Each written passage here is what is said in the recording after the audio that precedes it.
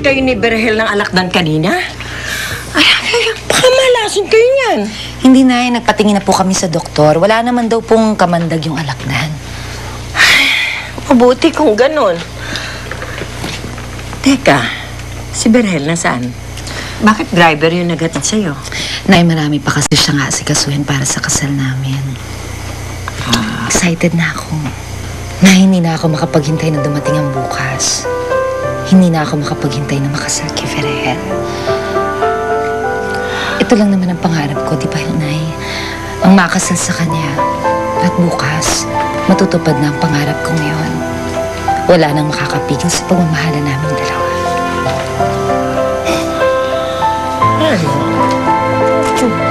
Sayo-sayo na. Ewan ko ba sa'yo, Soyla? Naniniwala ka sa mga sabi-sabi na yan? Ma naman, what's wrong with that? Wala naman mawawala sa akin, di ba? Tsaka who knows? Baka po totoo naman yung urban legend. Sus, imposible. Dahil sa ngayon, naniniwala ako na ikinakasal na si Berhel at si Teresa. Bilisan mo, Teresa. Baka mahuli tayo si Berhel. Baka nasa simbahan. Naku, Inay. Naku, anak, ang ganda-ganda mo. Hindi pa rin ako makapaniwala na ikakasal ka na. Ako rin na hindi rin ako makapaniwala na ikakasal na ako at sa lalaking mahal na mahal ko pa. Ma, may bisita po kayo. Sino raw? Soyla? Soyla? Berhel. What are you doing here? Di ba, araw ng kasal mo ngayon? Kamali ako, Soyla. Ikaw palang mahal ko. Gusto ko mapangasawa. Pakasalan.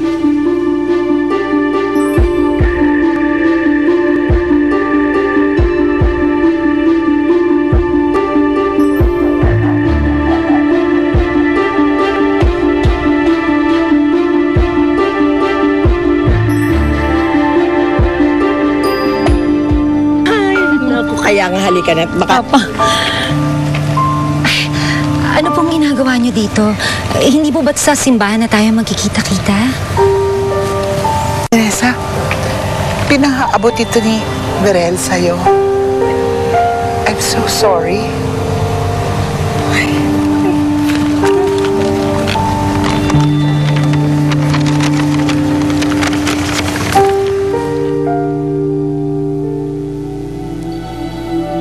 Patawarin mo ako, Teresa. Pero hindi na matutuloy ang kasal natin. Hindi po totoo ito. Ano pong nangyari?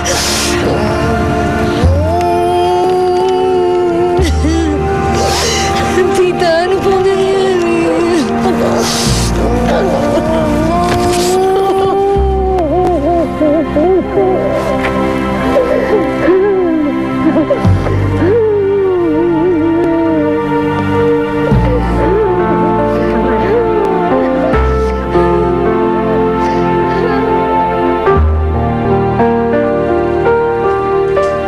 Sir, nandiyan po si Ma'am Teresa.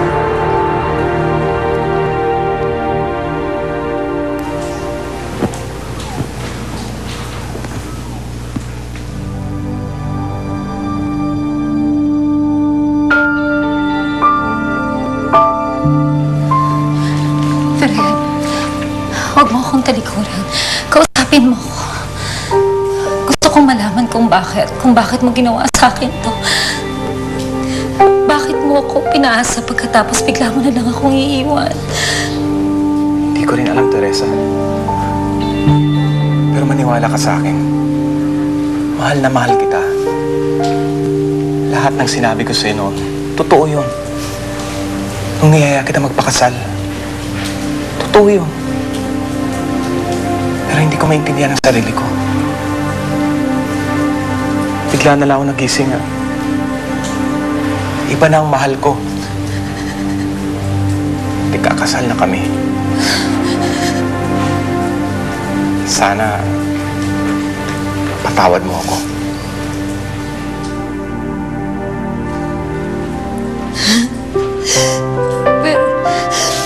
Berhel.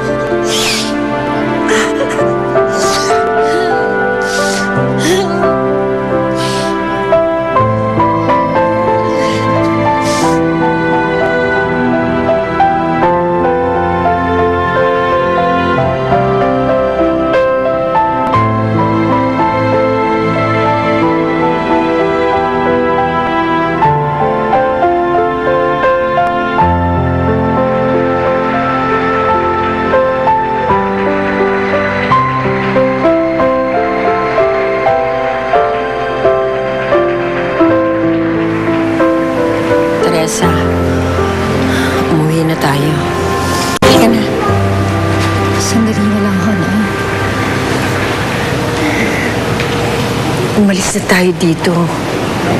Bakit ba pinahihirapan mo ng ganito ang sarili mo? Para mapagod na ang puso ko, Nay. Para malaman ko kung paano ako niloko ng lalaking yan. Para makalimutan ko na siya at kamuhian na habang buhay. Napakahayop niya. Napakahayop niya, Nay. Teresa.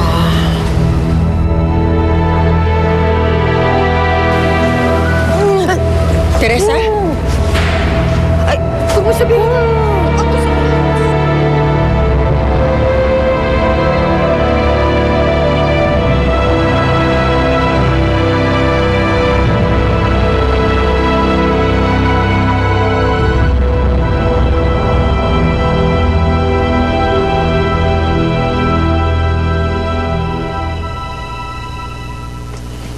Verhel! Verhel, my love! Verhel! May good news ako sa'yo. Ano yan? Buntis na ako. Ha? Magiging daddy na ako? Oo, magkakaanak na tayo.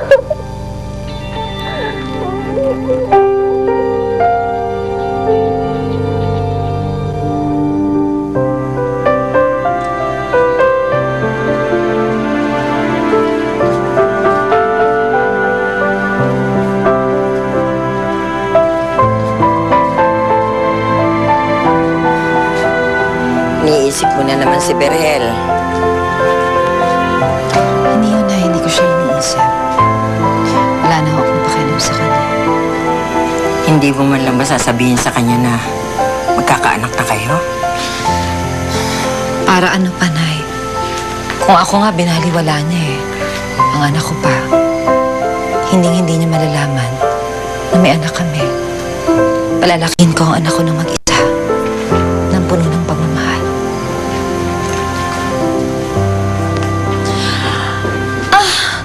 Teresa? Inay! Teresa? Inay!